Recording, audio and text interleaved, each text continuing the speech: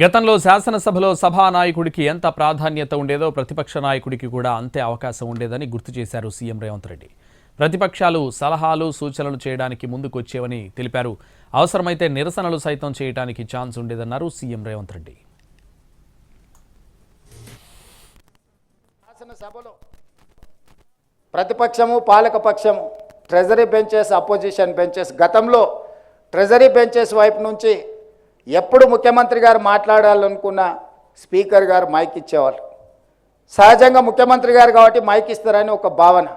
కానీ ప్రధాన ప్రతిపక్ష నాయకుడికి కూడా ఎప్పుడు ఏలు చూపించిన స్పీకర్లు ప్రధాన ప్రతిపక్ష నాయకుడికి మైక్ ఇచ్చి సభానాయకుడికి ఎంత అవకాశము, సభానాయకుడు విషయాలను చెప్పడానికి ఎంత అవకాశం ఇచ్చేదో ప్రధాన ప్రతిపక్ష నాయకుడికి కూడా అంతే అవకాశం ఇచ్చి ప్రభుత్వం తీసుకుంటున్న విధానపరమైన నిర్ణయాలను, పరిపాలనపరమైన అనుమతులను ప్రతిపక్షాలు సలహాలు సూచనలు ఇవ్వడానికి, విమర్శించడానికి, అవసరమైతే నిరసన తెలపడానికి, రాస్తా రోకోలు చేయడానికి నిర్ణయించిందే శాస్త్రీయ ఫిరాయింపుల గురించి చర్చలు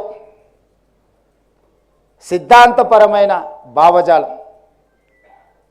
విద్యార్థి దశలో సిద్ధాంతపరమైన భావజాలంలో రాణించిన వాళ్ళు తక్కువ ఉండడం వల్లనే, విద్యార్థి రాజకీయాలలో చైతన్యం కోల్పోవడం వల్లనే ఈరోజు ప్రజా జీవితంలోకి వచ్చేవాళ్ళు ప్రజాప్రతినిధులుగా కావాలి, ఏదో రకంగా ఏదో ఒక పదవిలో ఉండాలి. కాబట్టి ఏ పార్టీ అయినా పర్వాలేదు, మాకు పదవి ఉంటే చాలు అనుకునే పరిస్థితులు ఈరోజు రాష్ట్రంలో ఈరోజు వచ్చినాయి. దీనికి కారణం విద్యార్థి రాజకీయాలు సిద్ధాంతపరమైన విధానాలు లోపించడమే దీనికి కారణం. విద్యార్థి రాజకీయాలలో సిద్ధాంతపరంగా రాణించిన వాళ్ళు ఉంటే, అధికారం వచ్చినా రాకపోయినా నమ్మిన సిద్ధాంతం కోసం దశాబ్దాల కాలం పాటు ఆ సిద్ధాంతం కోసం పనిచేసిన వాళ్ళు, జీవితాలను త్యాగం చేసిన వాళ్ళు ఎంతోమంది కనిపిస్తారు. అలాంటి విద్యార్థి రాజకీయాలు మళ్ళీ తెలంగాణ రాష్ట్రంలో పునరుద్ధరించవలసిన బాధ్యత మన అందరి మీద ఉన్నది. ముఖ్యంగా వేదిక మీద ఉన్న పెద్దలందరూ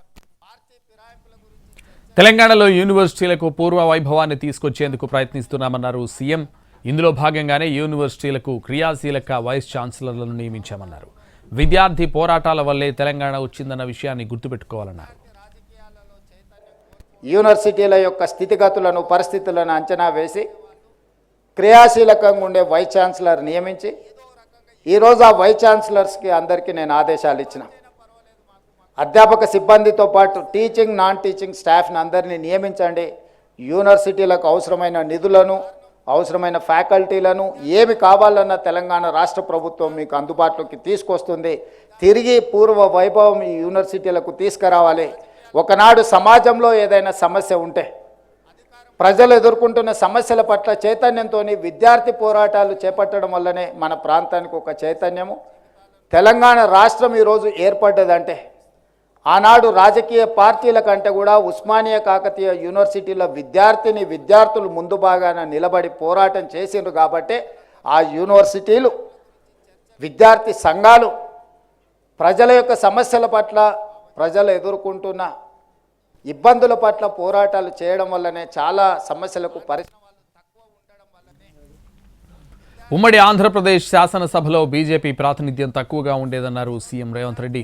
అయినప్పటికీ పార్టీ విధానాలను నిర్భయంగా వెల్లడించేవారని గుర్తు చేశారు. ప్రభుత్వానికి, ప్రతిపక్షానికి ప్రతిష్టంభన ఏర్పడినప్పుడు సమన్వయం చేయడంలో కీలక పాత్ర పోషించారని తెలిపారు సీఎం రేవంత్ రెడ్డి. శాసనసభలో వెంకయ్య నాయుడు గారైనా, జైపాల్ రెడ్డి గారైనా లేదా సాగర్జీ వాళ్ళ పార్టీకి ఉన్న ప్రాతినిధ్యం చాలా తక్కువ.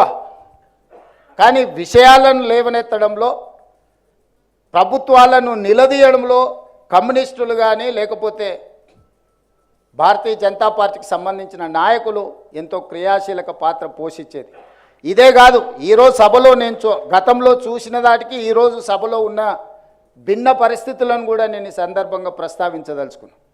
పాలకపక్షానికి, ప్రధాన ప్రతిపక్షానికి ప్రతిష్టంభన వచ్చినప్పుడు, అంశాల విషయంలో విభేదాలు వచ్చినప్పుడు, సభ పదే పదే వాయిదా పడ్డప్పుడు ఇలాంటి పక్షాలు, అది కమ్యూనిస్టులు కావచ్చు, భారతీయ జనతా పార్టీ సంబంధించిన నాయకులు కావచ్చు, ఆనాడు సాగర్జీ లాంటి వాళ్ళు లేచి రెండు పక్షాల మధ్యలో ఒక సమన్వయం చేసి సభ వాయిదా పడితే స్పీకర్ గారి రూమ్లో పాలకపక్షాన్ని ప్రతిపక్షాన్ని శాసనసభ వ్యవహారాల మంత్రులతో అవసరమైతే ముఖ్యమంత్రులతో కూడా మాట్లాడి ఆ ప్రతిస్తంభనను తొలగించి మళ్ళీ చర్చలు కొనసాగించే విధంగా సభను ముందుకు కేంద్ర ప్రభుత్వాన్ని ప్రభావితం చేయగలిగిన వాళ్ళు నరేంద్ర మోడీ గారి నుంచి అనుమతులు ఇప్పించగలిగిన వాళ్ళు ఈ వేదిక మీద ఉద్దండులు అందరూ ఉన్నారు. ఇది మన రాష్ట్రం యొక్క బాధ్యత. మీ అందరితో కలిసి రావడానికి మీతో పాటు నడవడానికి మా లక్ష్మణన్న ముందు ఉండాలి. ఎందుకంటే వారికి అన్నీ తెలుసు. నేనే ముందు ఉండాలనే ఆలోచన నాకేం లేదు. ఎవరైనా దీన్ని ముందుకు తీసుకెళ్తే ప్రధానమంత్రి గారిని కలిసి మన రాష్ట్రానికి కావాల్సినవి మనం తెచ్చుకుందాము. ఇదొక మంచి అవకాశం, గొప్ప అవకాశం. ఇలాంటి గొప్ప అవకాశం జారవిడ్చుకుంటే మన రాష్ట్రం వెనుకబడుతుంది.